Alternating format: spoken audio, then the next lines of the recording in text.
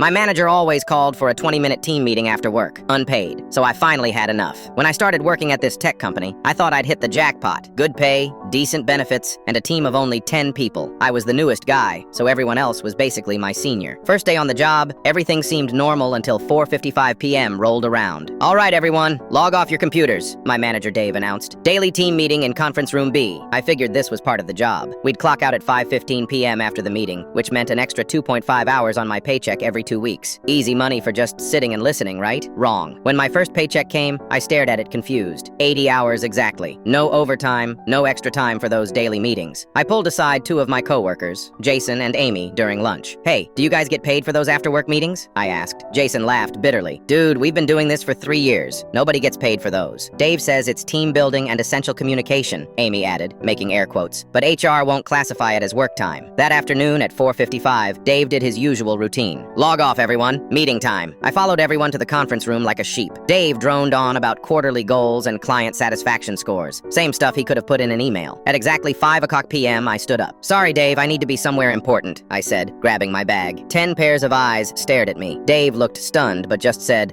okay. I walked out, clocked out at the time clock, and drove home. The next day, same thing. 5 p.m. Hit. I stood up, gave my excuse, and left. Dave never stopped me. Jason whispered, "You're crazy, man," as I passed his chair. By day 3, I noticed Amy checking her phone more during the meeting. Day 4, Jason kept glancing at the clock. Day 5, when I stood up at 5 o'clock, Amy stood up too. "I also have somewhere important to be," she announced. We both left together. Dave's face turned red, but he couldn't exactly stop both of us without looking like a tyrant. Within a week, it was like dominoes falling. First Amy, then Jason, then Kelly from accounting. By the second week, only 3 people stayed for the full meeting. Dave was talking to half-empty chairs. One morning, Dave pulled me into his office. "So, this important thing you need to get to every day, what exactly is it?" I looked him straight in the eye. "It's personal, Dave, but if you really want to know, it's called having a life outside of work." He shifted uncomfortably in his chair. "These meetings are crucial for team communication. Then maybe schedule them during work hours," I suggested. Crazy idea, I know. The next week, Dave tried to be smart about it. He moved the meetings to 4:40 p.m. But here's the thing about starting a revolution. Once people taste freedom, they don't go back. "Meeting time!" Dave called out at 4:40. I kept typing on my computer. "Sorry, Dave, still working. Client deadline at 5. Jason didn't even look up from his screen. Same here. Amy was on a phone call with a customer that she definitely could have wrapped up, but chose not to. Dave stood there for 5 minutes, watching his authority crumble. Finally, he announced the meeting was canceled. 3 months later, Dave got transferred to a different department. Our new manager, Lisa, sent meeting notes via email and only called meetings during work hours when absolutely necessary. All it took was one person refusing to work for free. Now, when I see new employees getting taken advantage of, I always tell them the same thing. Your time is worth money, and if they're not paying you for it, it's not your problem.